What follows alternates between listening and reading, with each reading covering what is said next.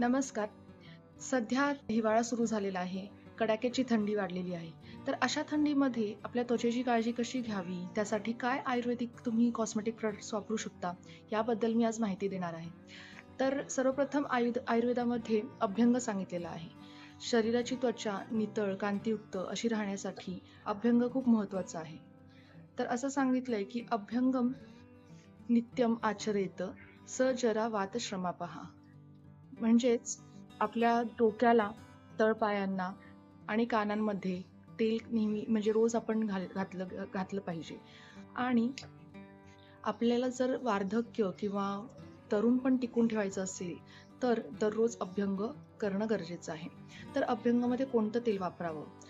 तर तुमच्या घरी खोबरेल तेल असतंच, तर ते तुम्ही ते वापरू शकता. अभ्यंग करताना नेहमी तेल कोमट करून घ्यायचं आणि ते पूर्ण अंगाला सावकाश पद्धतीने, मसाज पद्धतीने असं मुरवायचं.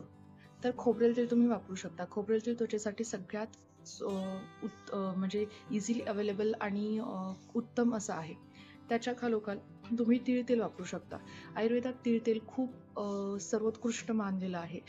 सगळ्या औषधांमध्येही तीळ तेल वापरायला सांगितलेलं आहे. म्हणजे आम्ही औषधांमध्येही तीळ तेल वापरून औषधं तयार करतो. आणि जर विकतचं औषधी अभ्यंग तेल घ्यायचं असेल, तर आपल्याकडे हे अभ्यंग तेल अवेलेबल आहे. तुम्ही खालील दिलेल्या डिस्क्रिप्शन बॉक्समध्ये याचे डिटेल्स घेऊ शकता आणि पर्सनली ते ऑर्डर करू शकता. तर अभ्यंग केल्यानंतर आपल्याला अंघोळ करताना काय वापरायचंय? तर एक आयुर्वेदिक खूप चांगला असा हा साबण आहे.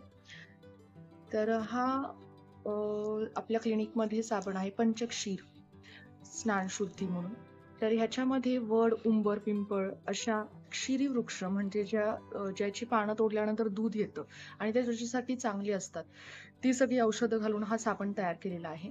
तर हा साबण बाकीच्या बाजारात मिळणाऱ्या साबणांपेक्षा खूप असा नैसर्गिक पद्धतीने तयार केलेला आणि ड्रायनेस कमी करणारा त्वचेचा असा आहे. त्यामुळे हिवाळ्यामध्ये आवर्जून हा साबण वापरला पाहिजे. तसेच लहान मुलांपासून वयस्कर लोकांपर्यंत हा साबण आपण वापरू शकतो. हे शतधौत घृत तयार करण्याची पद्धत इथे दाखवलेली आहे. अभ्यंग आणि साबण, नैसर्गिक साबण आयुर्वेदिक वापरल्यानंतर आपण वापरू शकतो हे आयुर्वेदिक क्रीम. तर हे क्रीम म्हणण्यापेक्षा एक औषधी तूप आहे. तर शतधौत घृत म्हणतात ह्याला. शत म्हणजे 100 वेळा आणि धौत म्हणजे धुतलेलं. तर अशा प्रकारे 100 वेळा धुतलेलं हे तूप आहे. आणि आपण साध्या पाण्याने न धुता हे औषधी पाण्याने धुतलेलं आहे. त्यामुळे त्याचे गुण वाढलेले आहेत. आणि हे तुम्ही एक कोल्ड क्रीम सारखं वापरू शकता.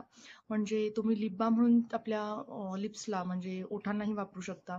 तसेच त्वचेला, चेहऱ्याला वापरू शकता, पूर्ण अंगावर लावू शकता.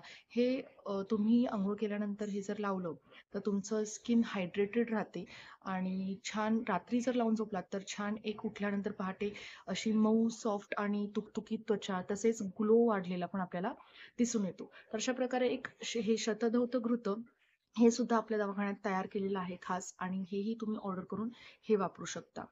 आणि शेवटचं आहे वेगवेगळे सिरम्स हल्ली वापरतात सगळे. तर आपल्याकडे आयुर्वेदिक आपण फेस सिरम म्हणू शकतो याला म्हणजेच कुमकुमादी तेल.